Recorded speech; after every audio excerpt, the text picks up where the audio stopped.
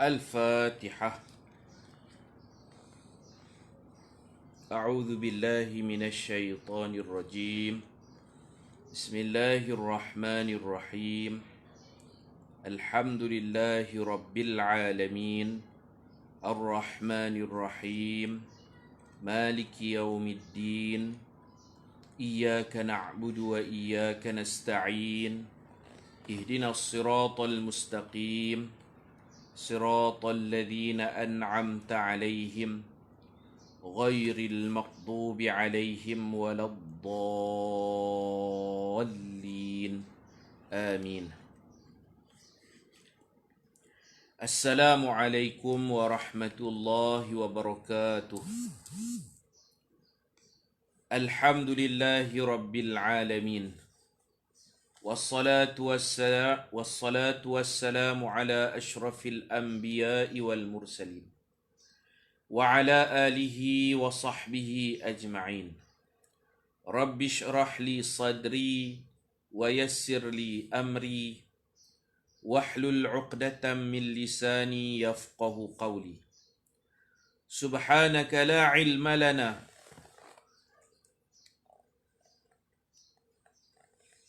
إلا ما علمتنا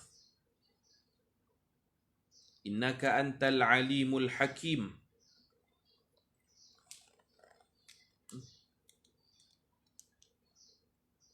ولا حول ولا قوة إلا بالله العلي العظيم.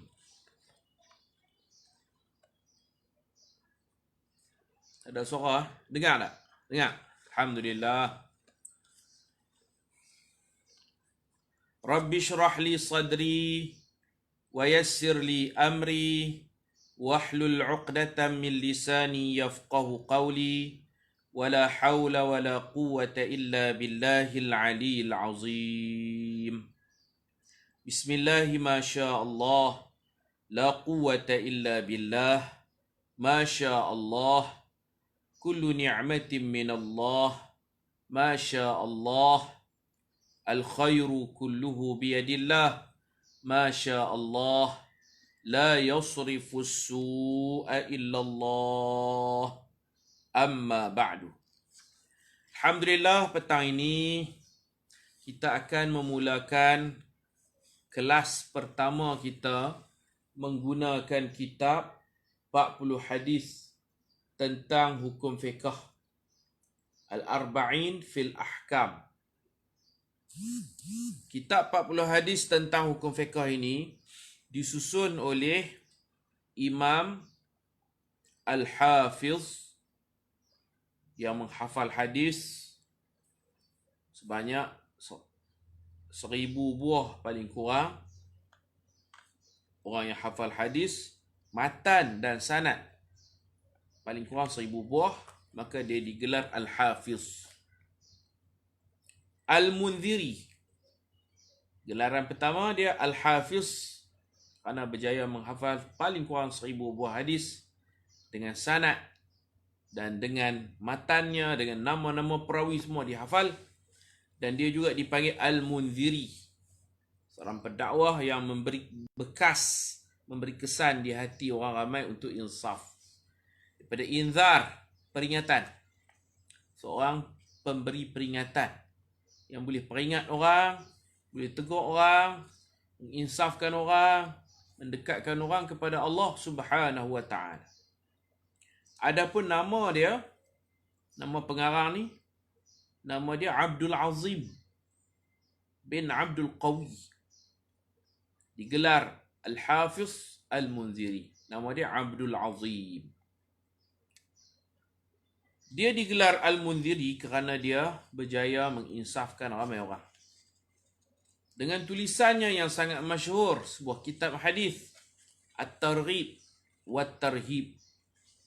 Dia mengumpulkan hadis At-Targhib, motivasi. At-Targhib, menggalakkan orang buat baik. Bagi semangat, bagi semangat. At-Targhib, galakkan untuk kita jadi orang yang baik. Syurga, syurga, pahala, pahala. Buat macam ni, buat macam ni, buat macam ni. Targhib, galakkan, motivasi. Wat-Tarhib, dan menakutkan. Ada dua bahagian yang menyeronokkan kita untuk buat ibadah. Bahagian yang kedua, bahagian yang menakutkan.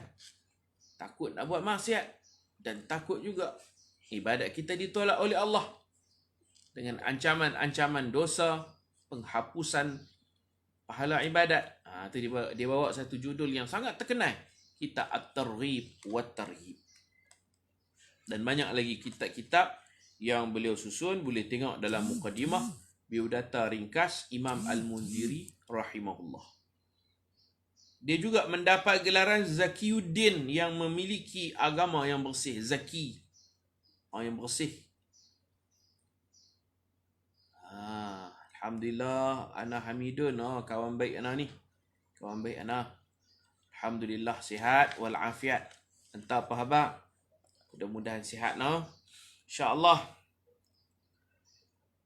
Baik, boleh tengoklah di mukadimah saya ada letak ni bila dia lahir asal dari Syria, Syam, kemudian berpindah ke Mesir, meninggal dunia di Mesir. Lahir pada tahun 581 Hijrah. Dia ada banyak karang kitab, antaranya ringkasan Sahih Muslim, Mukhtasar Sahih Muslim, ringkasan Sunan Abi Daud, 40 hadis tentang hukum fiqh yang kita mengaji ni. Asal kitab ni dia tak ada tajuk. Asal kitab ni tak ada tajuk. Saya terjemah dan saya letak tajuk. Kemudian saya juga menambah keterangan untuk huraian hadis. Saya tulis dalam mukadimah ni, syukur kepada Allah Subhanahu wa taala kerana memberikan keizinan kepada saya untuk terus menghasilkan karya ilmiah. Kali ini kita memilih kitab 40 hadis tentang hukum fiqh yang disusun oleh Imam Al-Munziri rahimahullah. Kitab ini pada asalnya hanya terdapat senarai hadis yang disusun tanpa adanya tajuk-tajuk hadis dan keterangannya. Asalnya tak ada tajuk, tak ada keterangan, tak ada syarah. Dia main al-hadithul awal, hadis pertama, dan hadis last al-hadithul arba'un, hadis ke-40. Dia main macam tu, hadis pertama, hadis kedua, hadis ketiga, hadis keempat, sampai yang last hadis ke-40. Selalu kitab hadis 40 ni dia ada ekstra 42. Macam 40 hadis Imam Nawawi tu ada lebih 2. Ramailah ulama-ulama pun buat macam tu. Kita pun, saya pun 40 hadis jalan ke syurga, saya tulis 42. Di kulit 40 hadis dalam lebih 2. Pasal apa kita pun tak tahu, tiru cara Imam Nawawi. 40 hadis alam barzah dan akhirat, kita buat 42. Gitu. Lebih 2. Orang mengaji nahu, matan alfiyah 1000 bait, bukan 1000, 1002. 1000 lebih 2. Pasal apa lebih? Wallah. Adapun kitab ni dia ngam-ngam kata hadis 40 memang berhenti dekat 40 betul-betul. Tak ada 41, 42. Cukup-cukup 40 habis, tamat kitab ni. Jadi ulama-ulama masing-masing lah. Kenapa hadis 40? Kerana ada diriwayatkan sesiapa yang mengumpulkan 40 hadis untuk umatku, dia akan dibangkitkan, dia akan dikumpulkan di akhirat bersama para fuqaha. Siapa man hafaza ala ummati 40 hadithan hasyarahu Allah fi zumratil fuqaha. Siapa kumpul kat umatku kurang-kurang 40 hadis, kecil nipis. Siapa kumpul 40 hadis untuk umatku, 40 hadis, dibangkitkan dia bersama golongan para fuqaha, orang-orang alim besar macam Imam Syafi'i, Imam Abu Hanifah, Imam Maliki, Imam Malik, ulama-ulama fuqaha yang besar-besar, alim-alim kabir, dia akan bangkit. Itu yang kita harapkan. Kita tak boleh nak tulis macam Sahih Bukhari yang tebal-tebal. Sekurang-kurangnya kita buat satu amalan, tulis, himpun, bincang 40 pun tak apa dah. Ada riwayat siapa hafal 40 ni pasti sikit untuk dia hafal. Siapa hafal 40, insya-Allah nanti dia berbaris belakang para ulama-ulama yang hebat seperti Imam Syafi'i, Imam Abu Hanifah, para sahabat Nabi, walaupun dia tak sampai martabat seperti mereka. Dia ulama pakai buat hadis 40. Kalau pergi kedai kitab ni berlambak hadis 40. Banyak. Imam Ibnu Asakir dia ada arba'inat koleksi hadis-hadis 40. Imam Ibnu Asakir salah seorang ulama Syria. Dia 40 hadis tentang ni, 40 ni, 40 ni. 40 hadis daripada 40 buah negara.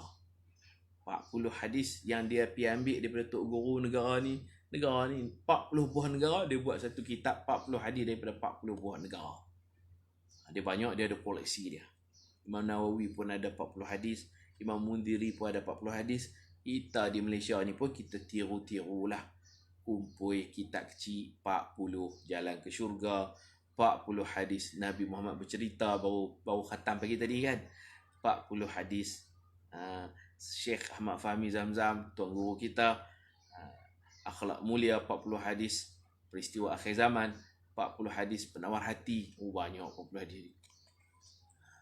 Lain-lain. Ada orang dia tak bisa dengar, jadi dia ingat serupa. Saya ada kitab 40 hadis dia tunjuk, tu 40 hadis lain. Yang ni ke ustaz, dia tunjuk kitab lain ni 40 hadis juga kan. Tak serupa. Yang ni 40 hadis tentang hukum fiqh, yang ni 40 hadis peristiwa akhir zaman. Isi dia lain-lain. Bunyi macam serupa, isi dia lain-lain. Tuan Haji Aziz kata insya-Allah mudah-mudahan ustaz dibangkitkan bersama ulama fuqaha di akhirat nanti. Amin amin amin amin amin ya rabbal alamin.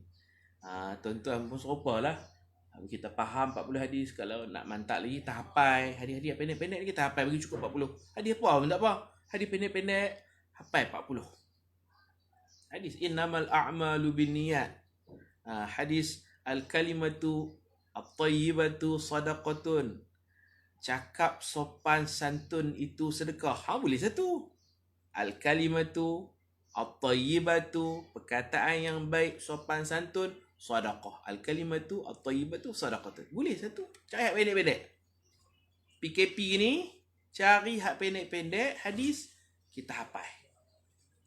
Macam tu. Tu yang orang dah buat usrah kan. Orang dah buat usrah baca, cari pendek-pendek lah. Ibtisamuka liwajhi akhika sadaqah. Kamu senyum dengan orang dapat pahala sedekah. Boleh dah dua. Kalau saya mengaji di pondok Derang dulu, untuk sekolah rendah ni kan, untuk sekolah rendah. Dia ada sekolah rendah, ada sekolah menengah. Hak sekolah rendah ni ada mata pelajaran hadis. Guru ni, Syekh Nikmat ni, dia cari hadis pendek-pendek. Lebih kurang sejengkai gitu, satu baris. Sampai dan hurai apa semua. Boleh ingat. Jadi dia buat syllabus lah kan. Hadis pendek-pendek. Boleh insya-Allah. Siapa hafal 40 hadis, ingat bagi kuat, insya-Allah dia dikumpulkan bersama para fuqaha, para ulama di akhirat nanti. Baik, kita mula dengan hadis pertama. Sebelum tu, mari sama-sama kita membaca surah Al-Fatihah dan kita niatkan hadiah pahala bacaan itu kepada penyusun asal kitab ini, iaitu Al-Imam Abdul Azim bin Abdul Qawi bin Abdullah bin Salamah bin Sa'ad Al-Munziri, Al-Hafiz Al-Munziri rahimahullah. Sama-sama kita baca Al-Fatihah. A'udzu billahi minasyaitonir rajim. Bismillahirrahmanirrahim. Alhamdulillahirabbil alamin. Arrahmanir rahim. Maliki yaumiddin. Iyyaka na'budu wa iyyaka nasta'in. Ihdinas siratal mustaqim. Siratal ladzina an'amta 'alaihim ghairil maghdubi 'alaihim waladdallin. Amin. Mudah-mudahan bacaan kita tu kita hadiahkan, Allah sampaikan mudah-mudahan kepada penulis kitab ni, Imam Al-Munziri rahimahullah ta'ala. Pak Cik Haji Salim tanya, kita tak hafal tapi kita baca, masuk sekali tak? Mudah-mudahan masuk lah, mudah-mudahan. Tapi kalau kita ada usaha hafal, cari hadis pendek-pendek hafal. Macam hadis pertama ni pendek je. Hadis pertama ni cuba hafal insya-Allah. Bismillahirrahmanirrahim. Kita baca hadis pertama. Hadis pertama. Tajuk saya tak ada. Tajuk tu saya reka. Dan juga keterangan pun dari saya untuk memudahkan kita baca. Hadis pertama. Bersuci itu anak kunci salat. Tajuk ni pun walaupun rekaan, dia terjemahan daripada hadis juga. Tajuk ni, kita letak tajuk ni ambil daripada sebuah hadis. At-taharatu miftahus salah. Dia kata, at-taharatu bersuci. Miftah anak kunci. As-salati. Salat. At-taharatu miftahus salati. Bersuci itu anak kunci salat. Maknanya tak sah salat. Tak diterima salat kalau tak suci. Tak suci ni ada najis. Ataupun dia tak ambil wuduk. Dia kalut, dia kalut semayang je. Wuduk tak ambil dah. Semayang je. Tak boleh. Tak sah. Tak diterima. Macam tu. Jadi hukum berwuduk sebelum solat adalah wajib. Wajib dan ia menjadi syarat sah. Syarat sah.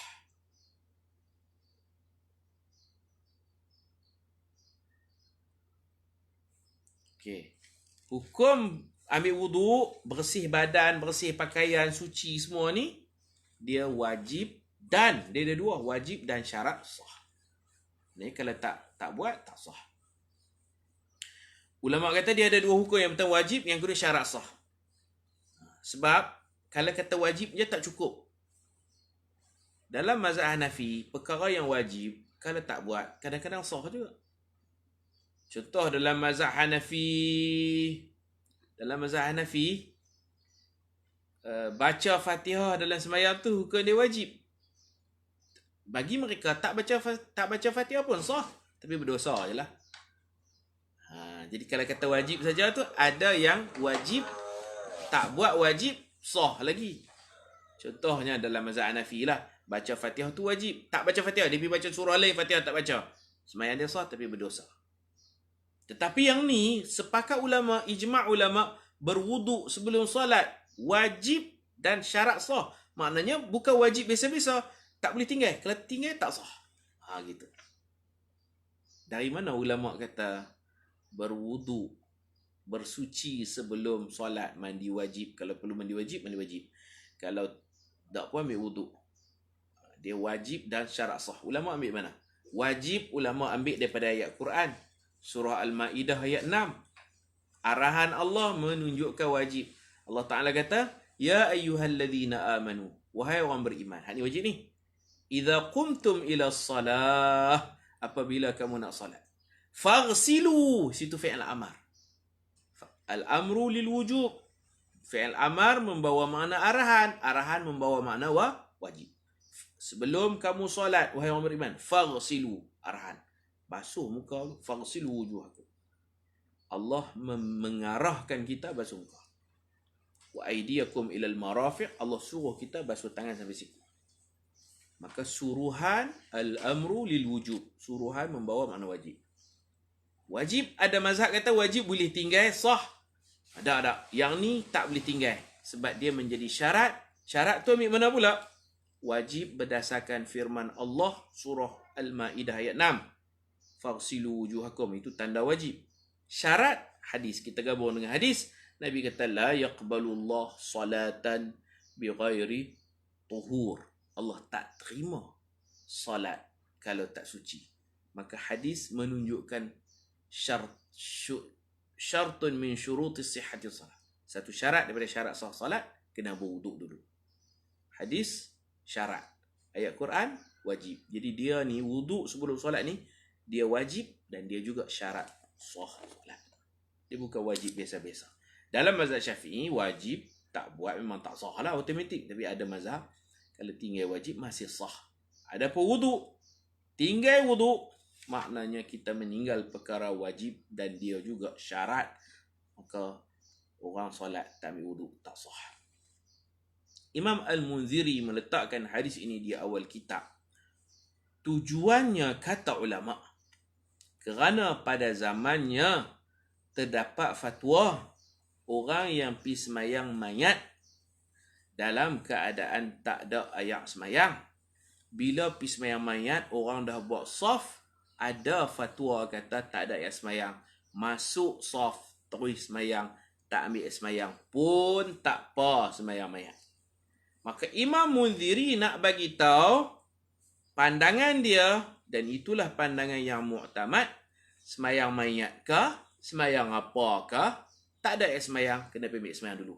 Allah tak terima solat kalau kita semayang, kita solat jenazah sekalipun, Allah tak terima kalau solat tu tanpa berwuduk.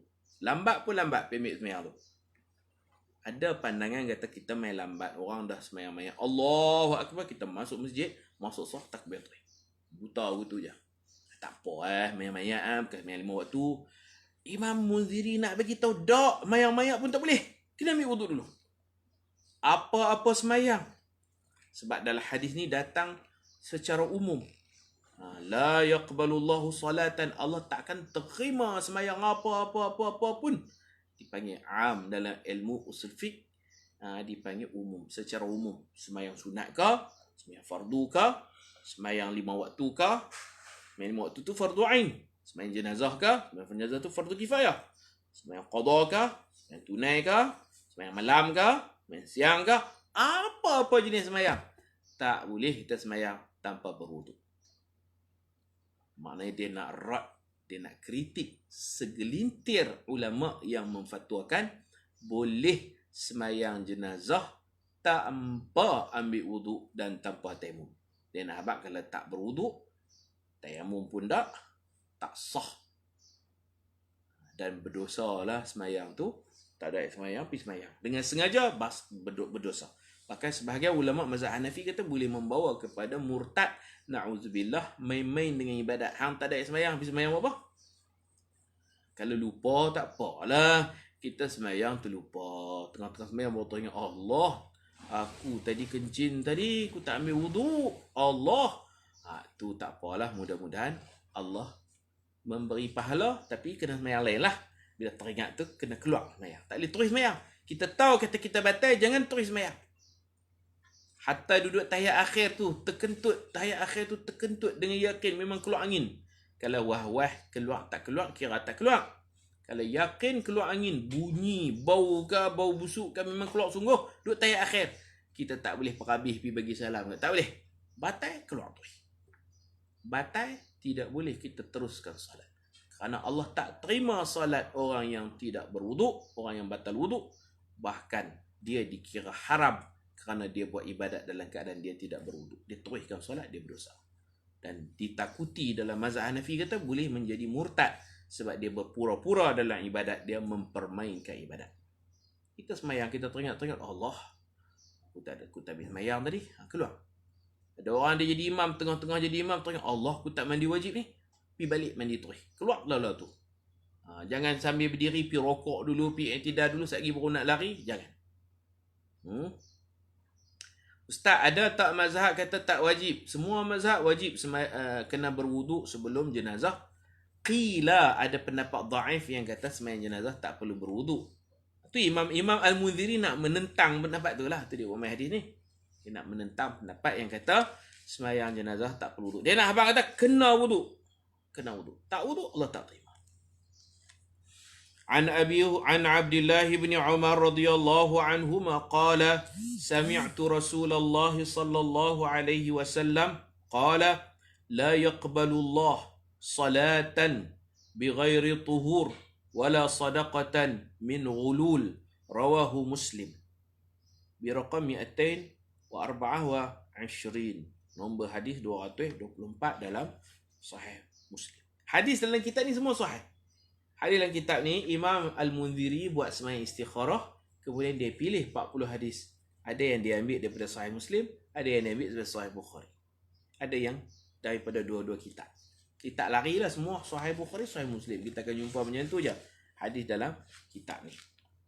Daripada Abdullah bin Umar, anak Sayyidina Umar radhiyallahu anhuma berkata, adik ipar Nabi, kakaknya kahwin dengan Nabi, nama Sayyidatuna Hafsah binti Umar.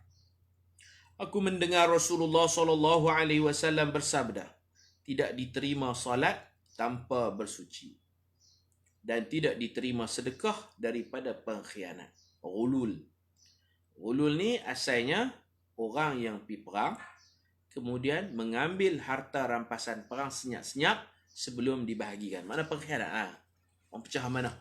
Dia ambil senyap-senyap. Asal maknanya ambil ghanimah sebelum dibahagikan. Macam tu.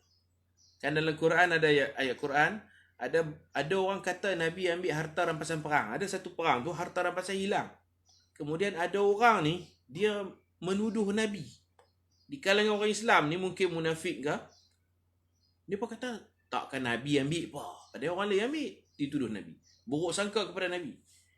Ada yang kata Nabi rasa Nabi ambil dah. Satu kain tu cari-cari tak ada. Siapa ambil? Semua tak mengaku.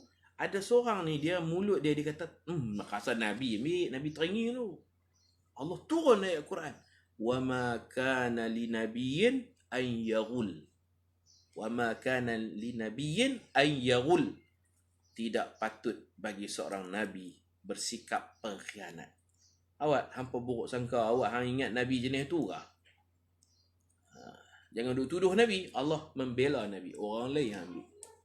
Dan orang ni mati. Orang ingat dia mati syahid. Nabi kata pergi cari kain tu. Tengok-tengok ada dalam poket dia. Sapu tangan. Daripada sutra. Dia ambil. Tak ada orang nak bahagi. Dia cup ambil dah. Walaupun mati syahid. Tak diterima kerana ia pengkhianatan. Jadi kena jaga walaupun sikit. Kalau kita jadi bendahari masjid. Jangan ambil duit. Jangan ambil, jangan curi. Dahlah sikit ambil, tak boleh. No? Kalau imam bagi tahu dah terbatal tetapi dah selesai solat, adakah makmum terbatal juga ustaz? Yang tu tengoklah. Dia umum, patut dia tak payah umum. Makmum kalau contoh sembahyang 4 rakaat, keempat-empat rakaat makmum baca Fatihah komplit elok. 4 rakaat makmum boleh baca Fatihah penuh. Makmum jenis ni tak wajib ulang solat. Sunat ulang tapi tak wajib. Tetapi jika ada makmum yang ikut imam, baca Fatihah sekerat, imam rokok, dia pun rokok kerana dia masbub. Dia harap imam tanggung Fatihah dia. Rupa-rupanya imam ni tak sah. Imam ni tak sah solat. Macam mana nak tanggung Fatihah? Orang macam ni kalau imam umum, dia kena cepat-cepat bangun, ganti balik rakaat hak imam tanggung Fatihah tu. Kalau dah lama dah wirid, lama dah baru imam umum, makmum macam ni, dia kena sembahyang. Sebab ada rakaat Fatihah dia tak komplit. Kalau imam umum tu, lepas bagi salam imam umum, dia dengar-dengar, dia cepat-cepat bangun. Tambah satu rakaat lagi. Adapun siapa yang sembahyang 4 rakaat tu, 4 rakaat baca Fatihah penuh, tak payah ulang lah.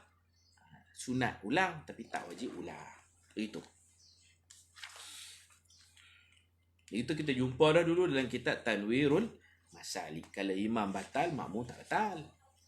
Kalau imam umum, imam ulanglah. Imam je sembahyang lain, kita tak payah sembahyang lain. Dan tak perlu kepada imam umum nanti jadi celah.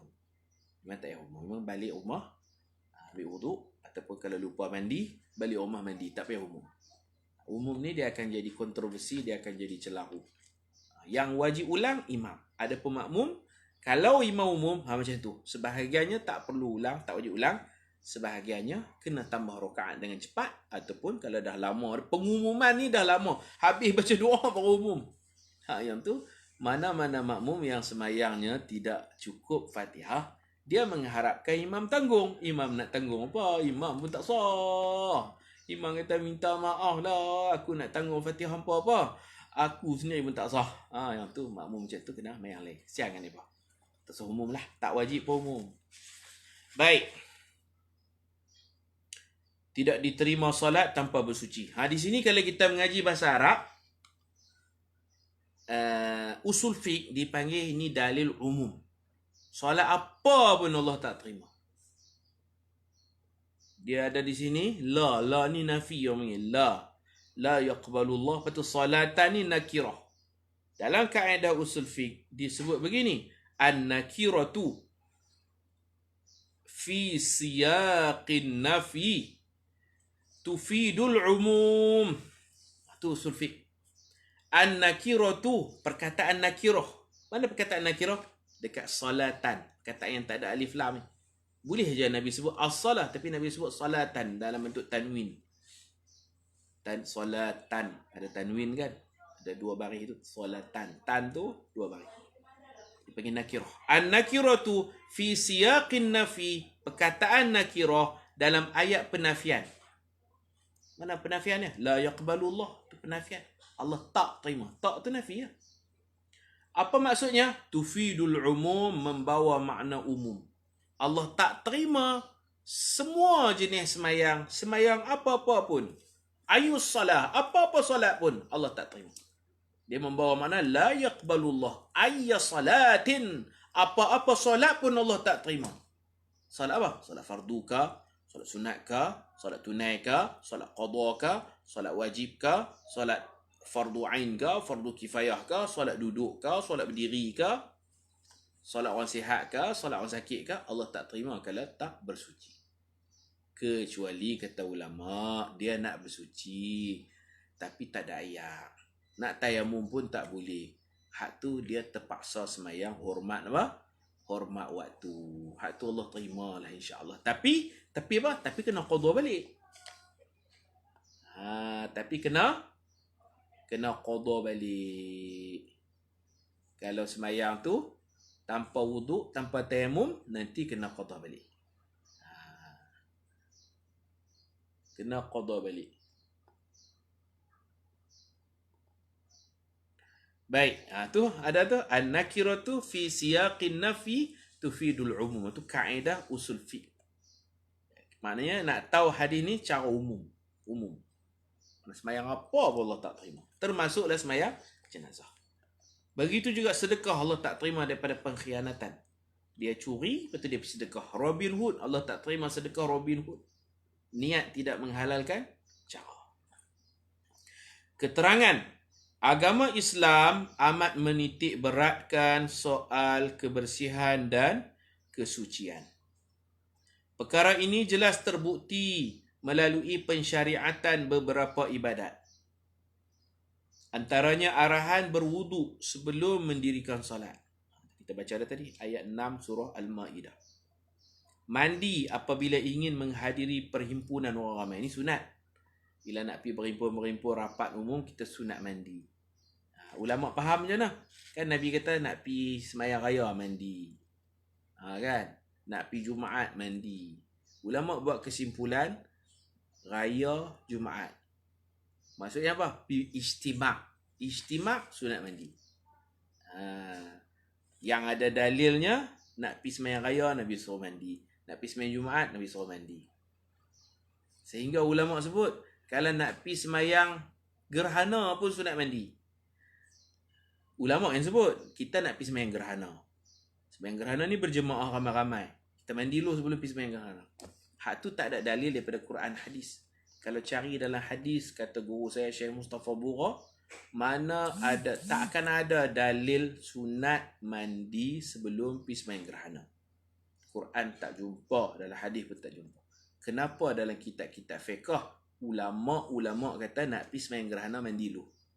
Poin dia ialah pasal kita nak pergi berhimpun. Dikiaskan.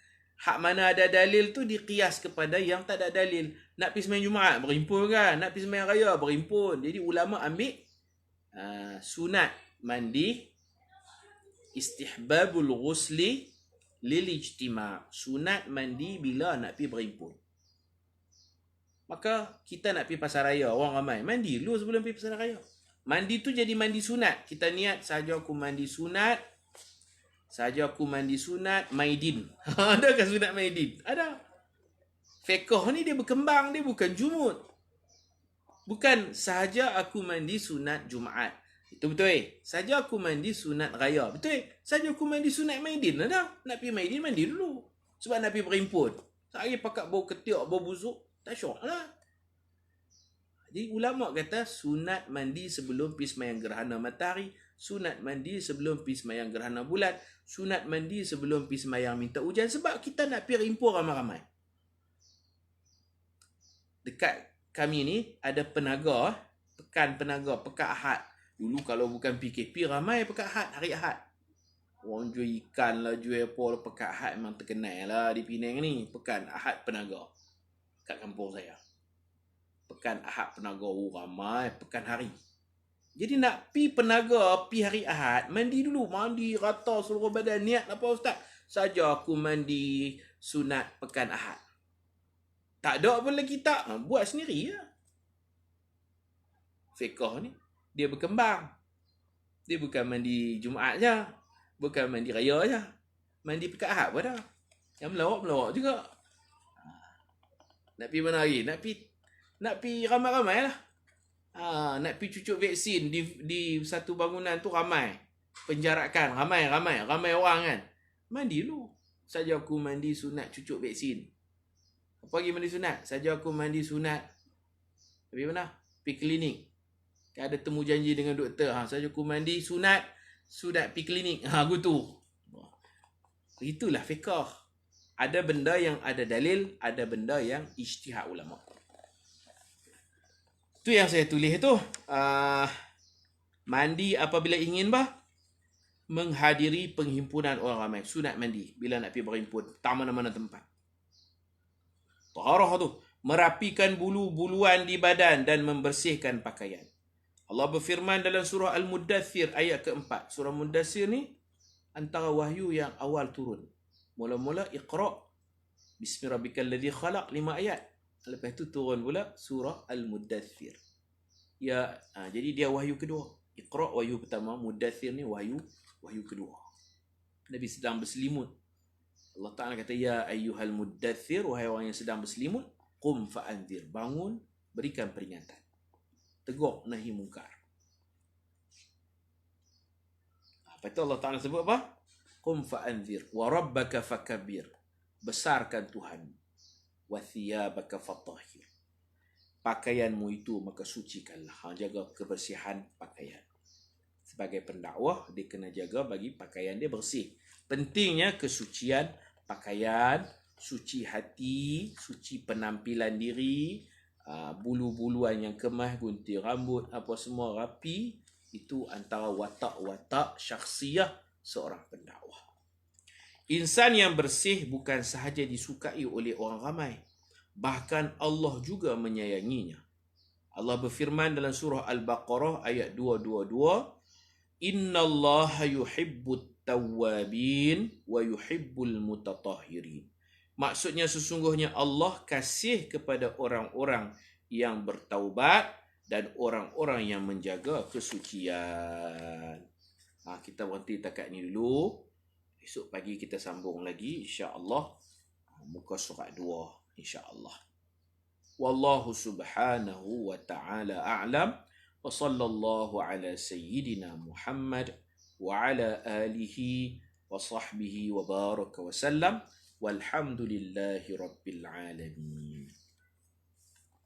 Subhanakallahumma wa bihamdika ashhadu an la ilaha illa anta astaghfiruka wa atubu ilaik. Bismillahirrahmanirrahim. Wal 'ashr innal insana lafi khusr illa alladhina amanu wa 'amilus solihat wa tawasaw bil haqq wa tawasaw bis sabr. Assalamualaikum warahmatullahi wabarakatuh.